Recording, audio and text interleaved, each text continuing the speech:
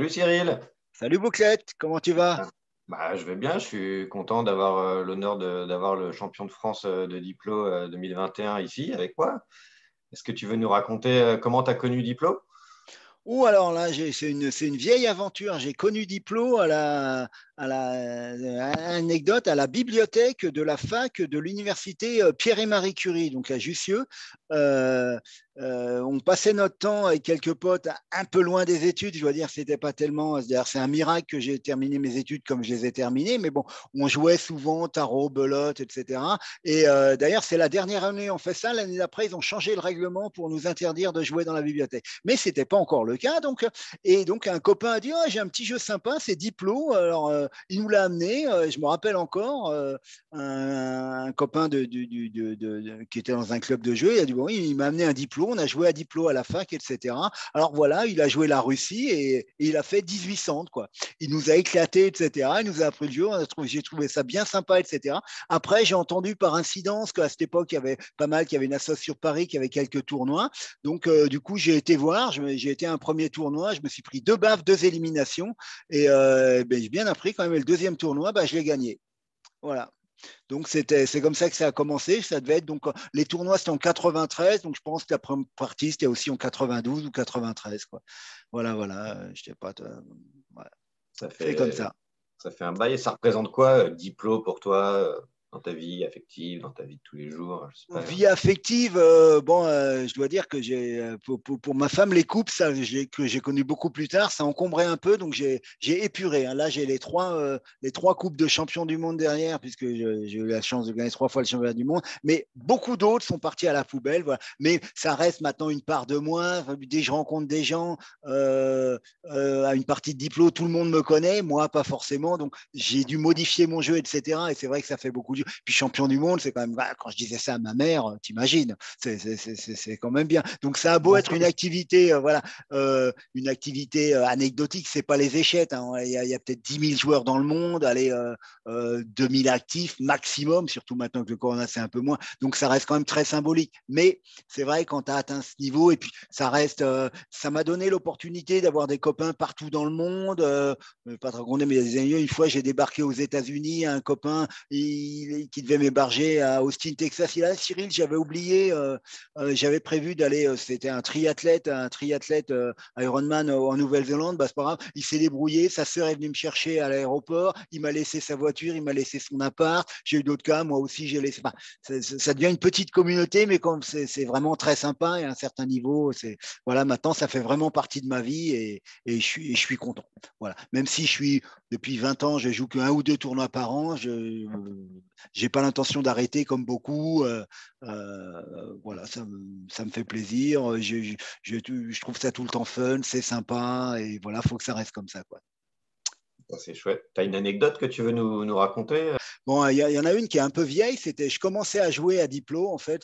Donc, c'était en 95, quoi, l'année de mon championnat de France. C'était la première fois que le championnat de France était joué par étapes, en fait. Et donc, j'ai fait un ou deux tournois sur Paris. Beaucoup de tournois étaient sur Paris. Et tout d'un coup, le soir, j'étais dans un club de jeu. On se dit, ah, tiens, il y a le Grand Prix de Caen. Le Grand Prix de Caen qui a lieu ce week-end. Donc, pourquoi pas, on pourrait y aller. Voilà. Et bon, je squatte chez un pote. Puis le lendemain, je prends ma voiture avec ce copain et on va en chercher un troisième avec lequel on avait parlé la veille.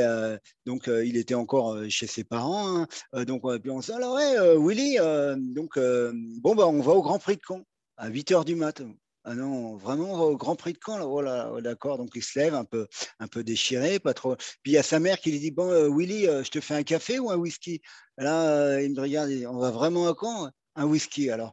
Et voilà, c'est un petit truc amusant, on était jeunes et cons, voilà. Moi, j'ai pas bu, hein. Et Mais puis, est-ce qu'il y voilà. a déjà des mecs qui sont venus bourrés sur des tournois ou qui picolaient? Ou t'as déjà eu ça? Ou c'est jamais arrivé? Ouais, y a pas, c'est arrivé en fait. Surtout, enfin, j'ai un petit exemple où je citerai pas les noms parce que c'est un peu mal fini. Il y a quelqu'un qui a mis une bière à la tête de quelqu'un qui lui en a un peu voulu. C'était en Grande-Bretagne. Alors évidemment, ils boivent peut-être un peu plus de bière que d'habitude et voilà. Bon, en gros, c'est souvent qu'on était à un tournoi et qu'on buvait, bon, mais raisonnablement. Mais c'est la seule fois où j'ai vu la situation un peu Est-ce qu'il dégénérer. y a un pays que tu préfères jouer en particulier à diplomatie ou...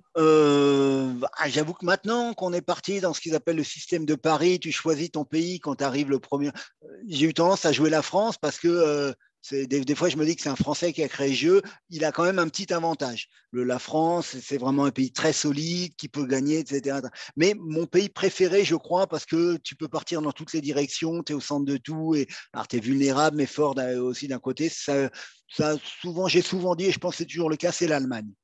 Voilà. Après, je préfère un pays de l'Ouest parce que tu es à Troyes. D'ailleurs, comme me disait Nicolas Roland aussi, lui, c'est pareil. À Troyes, tu arrives tout le temps en tournée 1. Dans l'Est, c'est plutôt 4, 2 contre 2, c'est tout le temps un peu délicat. Mais bon, je préfère plutôt jouer à l'Ouest. Et à l'Ouest, l'Allemagne est le pays avec lequel j'ai le plus de fun. Voilà. Est-ce que tu veux nous raconter un de tes plus beaux stabs que tu as fait ou que tu aurais subi à Diplôme?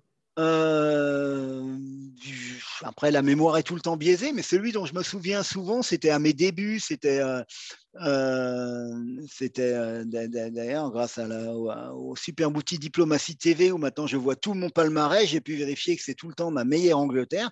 J'ai eu une fois une Angleterre à 16 centres, c'était un de mes deuxième ou troisième tournois c'était le premier Eurodipcon en fait, donc un peu plus que ça, mais bon, une des premières années où je jouais, je crois en 93 et, euh, et j'ai eu l'Angleterre et je connaissais pas bien, on est parti dans une triplice, les gars m'ont expliqué ça, bon triplice c'est pas mal, donc je suis parti et c'est vraiment, d'ailleurs, c'est une partie où j'ai fini à 17 centres. Je crois que j'avais 14 armées. De toute façon, comme je dis tout le temps avec mes copains, dans le bleu, il n'y a pas de rond. Donc les centres, il faut les prendre sur la terre. Donc j'avais mes armées, je convoyais, etc. Et je me souviens que donc j'étais parti, et puis au bout d'un moment, tu étais quand même assez bloqué, quoi, parce qu'on a déroulé. En plus, à l'époque, j'étais un peu agressif. Je racontais plus facilement des petites bêtises, hein, que maintenant, et on croyait plus. Maintenant, j'ose plus parce que voilà, je la joue un peu différemment. Donc on était parti, je déroulais, j'avais pris toute la Scandinavie, je partais. Et après un moment, moi, je me retrouve bloqué il a fallu que je stab un de mes deux alliés, quoi. Donc je débarque contre l'Allemagne, etc. Et là, le Français vient me voir, je dis, ah, mais attends, je ne vais pas te trahir, je viens déjà trahir un de mes alliés, etc. Et le tour d'après, je trahis l'autre et j'ai tout déchiré. C'est comme ça que j'ai eu la moitié du jeu. Voilà, je m'en souviens tout le temps. C'est peut-être pas le plus beau stab, mais là, j'avais réussi à convaincre bien le deuxième que non, non, jamais de la vie, je trahirai. C'est pas possible, je suis pas fou, je viens de trahir mon premier allié et j'ai déroulé chez lui. Voilà. C'est bon, ça. Est-ce qu'il y a un conseil, une- un truc tactique ou stratégique que tu veux partager Mon conseil, c'est plus que tactique stratégie, je sais pas si c'est déjà, il faut pas, c'est un jeu. Alors peut-être maintenant c'est plus facile pour moi que je crois que j'ai 230 parties de tournoi, mais faut pas prendre personnellement. C'est un jeu de par sa nature, le fait qu'il n'y ait pas de hasard, pas de dés, pas de cartes. Tous les gens, tu perds à Monopoly, tu dis j'ai pas eu de chance. Tu perds à tel jeu, tu dis à Belote, j'ai pas eu de chance. Là, tous les gens ils le prennent très personnellement. Et combien de fois j'ai vu des esclandres, ah, tu m'as menti, t'es un salaud, pardon du mot. Je vais taper, enfin pas taper, mais les gens ils s'en vont presque en pleurant, etc. Et c'est qu'un jeu, tout ça va, on se remet. D'ailleurs, pour ça, je parlais de Birmingham tout à l'heure. Après, on va boire une bière, même avec celui qui m'a trahi ou que j'ai trahi, etc.